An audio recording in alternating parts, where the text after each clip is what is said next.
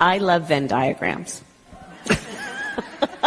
I really do. I love Venn diagrams. It's just something about those three circles. And the Carter Center announced on Saturday that former President Jimmy Carter, the longest-living American president at 98 years old, has entered home hospice care in Plains, Georgia. According to the statement, Carter chose to spend his remaining time at home with his family and accept hospice care instead of more medical intervention, following a string of brief hospital stints. The 39th president is fully supported by his medical staff, according to the statement, and his family asks for quiet at this time and is appreciative for the care exhibited by his many supporters. Prior to the 1976 election, Carter was a little-known Georgia governor who had just started his presidential campaign. After the Vietnam War and the Watergate incident, which resulted in the resignation of Richard Nixon in 1974, he went on to defeat then-President Gerald Ford by capitalizing on his outsider status in Washington. Carter had one turbulent time in office before being soundly defeated by Republican Ronald Reagan in 1980. This crushing defeat finally prepared the way for Carter's decades-long promotion of democracy, public health, and human rights around the world through the Carter Center. The facility was founded in 1982 by the former president and his 95-year-old wife, Rosalind. In 2002, his efforts there won him the Nobel Peace Prize. Jason Carter, the couple's grandson and current board chair of the Carter Center, tweeted on Saturday that yesterday I visited both of my grandparents. They are content, and their house is as always filled with affection. Carter, who spent the majority of his life in Plains, traveled frequently into his 80s and early 90s, including annual trips to build homes with Habitat for Humanity, and frequent trips abroad for the Carter Center's election monitoring in effort to eradicate the guinea worm parasite in developing nations. Carter, who has spent the majority of his life in Plains, was a lifelong resident of the United States.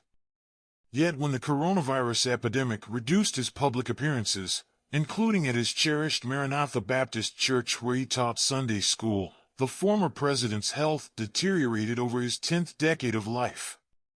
Carter underwent liver surgery to remove a tiny malignant tumor in August 2015.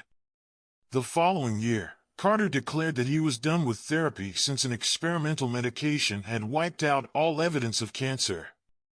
In Plains, the little town where he and his wife, Rosalind, were born in the years between World War I and the Great Depression, Carter celebrated his most recent birthday in October with family and friends. The Carter Center celebrated its 40th year of advocating for human rights last year. Since 1989, the center has been a leader in election observation, keeping an eye on at least 113 elections in Asia, Africa, and Latin America.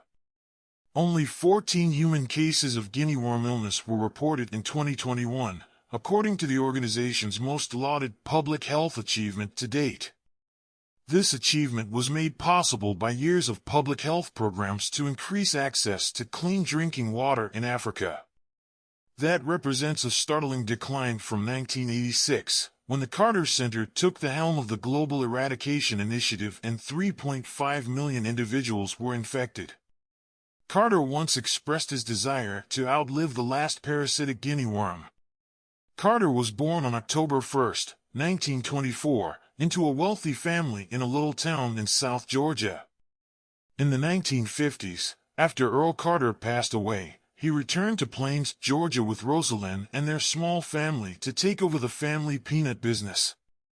After World War II, he continued his education at the U.S. Naval Academy and pursued a career as a Cold War naval officer. The younger Carter, a moderate Democrat, rose quickly from the local school board to the state senate, and later to the position of governor of Georgia. With loud Baptist beliefs and technocratic goals that reflected his engineering training, he started his presidential campaign as an underdog. Since he promised not to deceive the American people following Nixon's disgrace, he gained the trust of many Americans. "Don't vote for me if I ever mislead you or if I ever lie to you." Throughout his campaign, Carter frequently declared, I would not deserve to be your president. The last Democratic presidential contender to win the Deep South was Jimmy Carter, who came of age politically during the Civil Rights Movement. But the region swiftly switched to Reagan and the Republicans in later elections. He was president during a time of Cold War tensions, erratic oil markets, and societal unrest over issues like racism, women's rights, and America's place in the world. Carter achieved success in his foreign policy by keeping Israeli Prime Minister Menachem Begin and Egyptian President Anwar Sadat at the negotiating table for 13 days in 1978. The post-presidential center where Carter would create a large portion of his legacy was inspired by his Camp David experience. At home, Carter established the Departments of Education and Energy as well as the Federal Disaster Management Agency and largely deregulated the railroad, trucking, and aviation industries.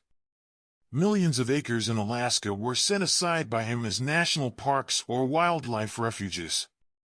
He appointed a historically high proportion of women and people of color to government positions. Ruth Bader Ginsburg was appointed to the nation's second highest court by him despite never having a nomination to the Supreme Court, setting her up for a promotion in 1993.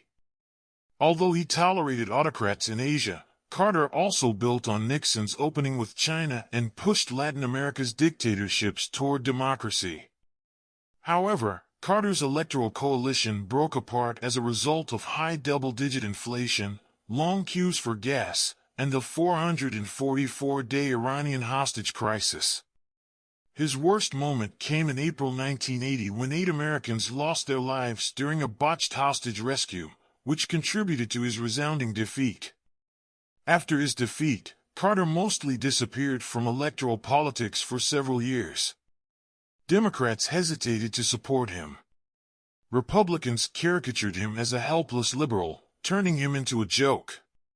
In reality, Carter governed more like a technocrat. He was a budget hawk who frequently enraged more liberal Democrats, including Ted Kennedy, the Massachusetts senator who fought a losing primary campaign against the incumbent president in 1980, and more progressive on issues of racial and gender equality than he had claimed to be during his campaign.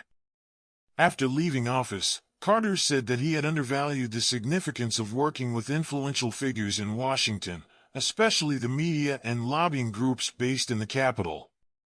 Even though he notably missed out on a second term, he argued that his general strategy was sound and that he had succeeded in his main goals of protecting our nation's security and interests peacefully and encouraging human rights here and abroad.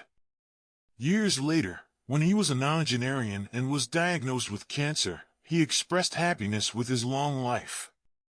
In 2015, he declared, "I'm completely at ease with whatever comes. I've led a thrilling, adventurous, and fulfilling life."